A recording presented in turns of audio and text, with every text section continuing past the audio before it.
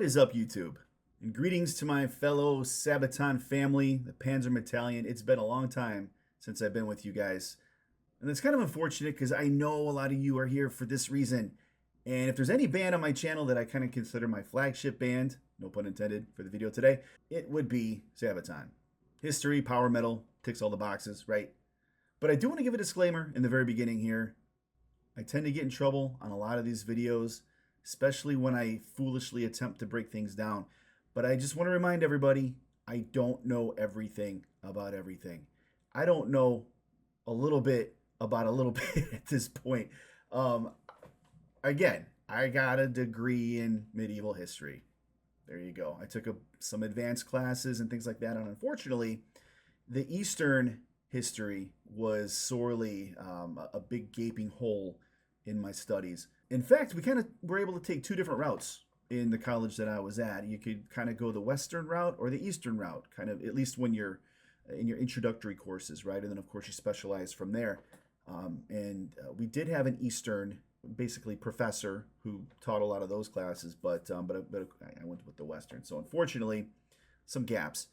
But I'm certainly interested to learn, but I'm just telling you right now, I'm not going to know a lot. So I'm probably going to say things that drive you guys crazy. Feel free to criticize me in the comments. It's all good. But in researching for this, as far as I could tell, Yamato is, as I'm looking, I'm trying to, it's actually the word for ancient Japan, I believe. It's also a culture. It's a group of people who kind of make up the majority of the population nowadays.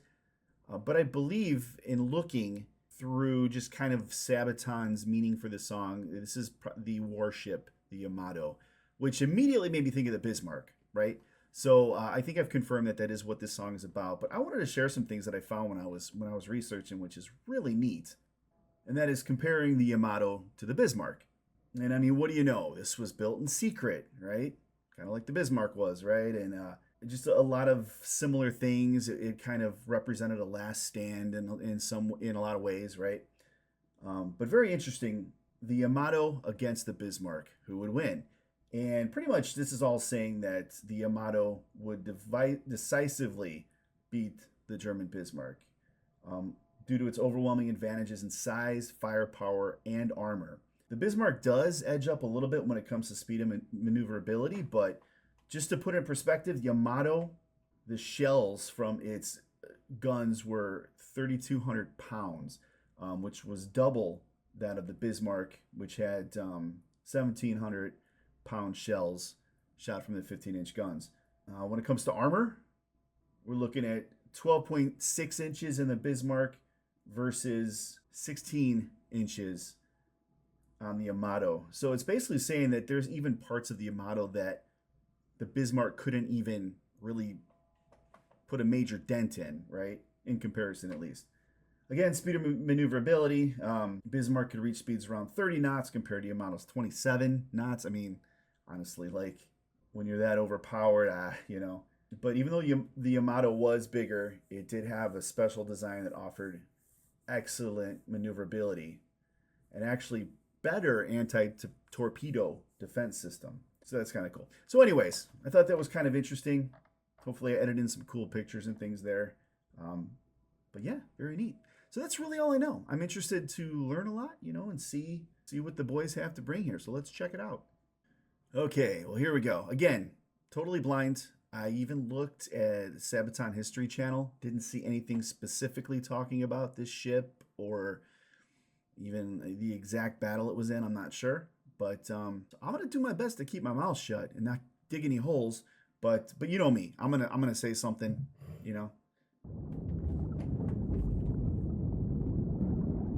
It's like Nirvana, Nevermind. But... Ooh.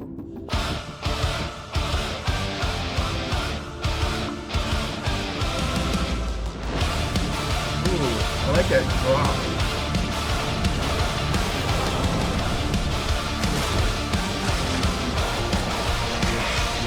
That's cool as hell. For one December sun, the Pacific War has begun. Dark skies, a sunrise, when the trees all prepare for war. Hell's for storm, casting giants form, to defy the rules, claim the waves.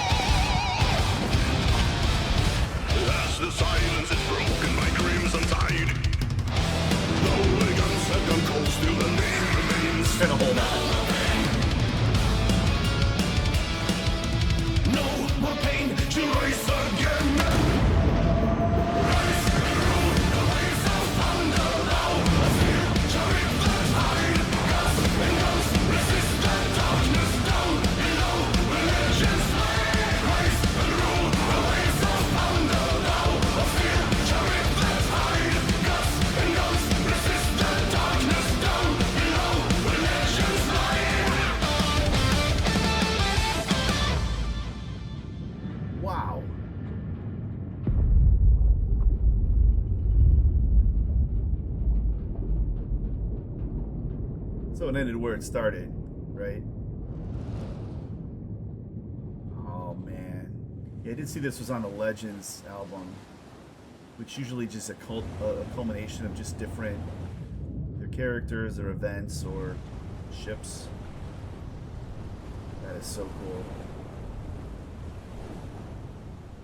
I did notice when I was looking for this video that it looked like Yarn Hub had a video about all this, and I didn't watch it, but it reminded me of I think they've done a couple videos with Yarn Hub, but oh man, okay, so this is usually my time that I spend talking about Tommy Johansson. Not gonna do it. I really wish I knew the name. I made this mistake last time. Not sure, but the guitarists are doing well. They're doing more than well with him gone.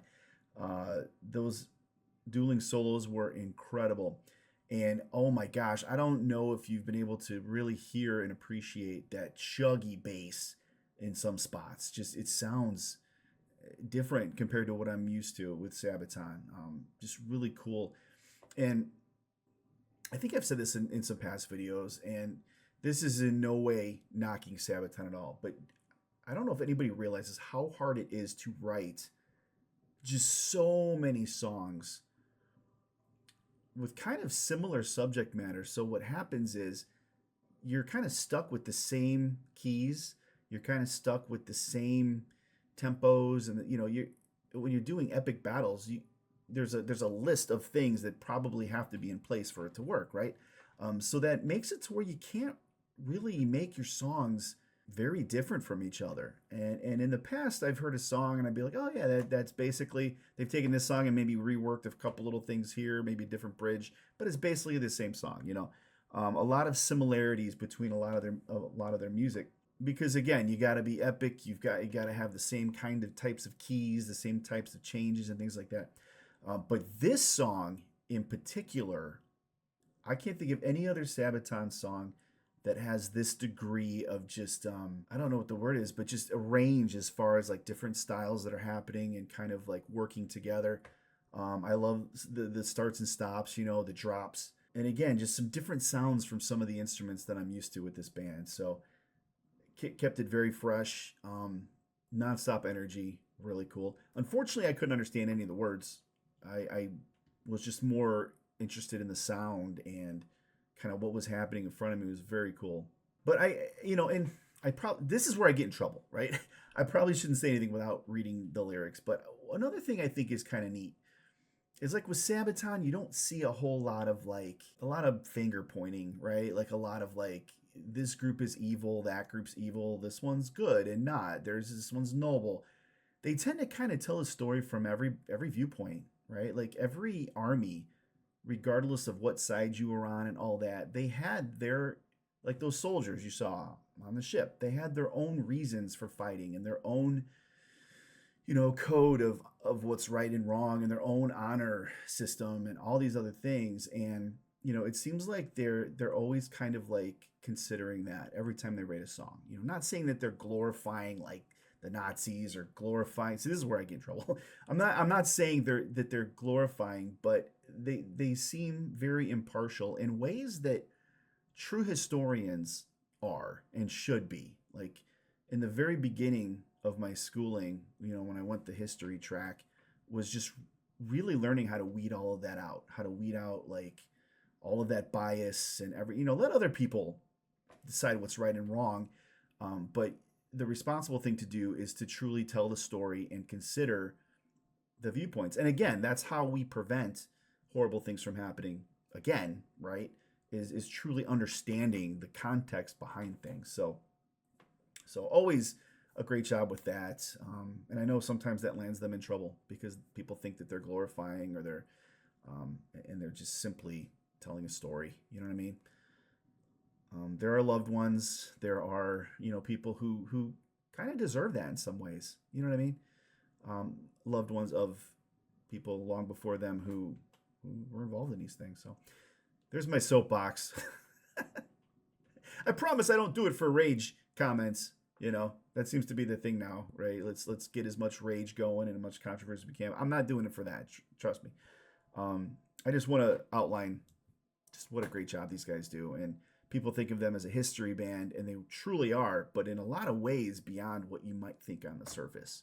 Just the way they handle their subject matter and all that. So great job, as always. Yeah, I don't know what else to say. I picked this one because I saw it was one of their newest releases. I think it was about 3 months ago it came out. Still late to the game. But either way, it's always a blast. Hope to see you guys again in the comments. Family's gone for about a week and a half, so I'm really hoping to nail down just a handful of these videos, get the channel churning again, and begin to hang out with y'all again. So until I see you, though, everybody, please be safe, healthy, and be nice to each other.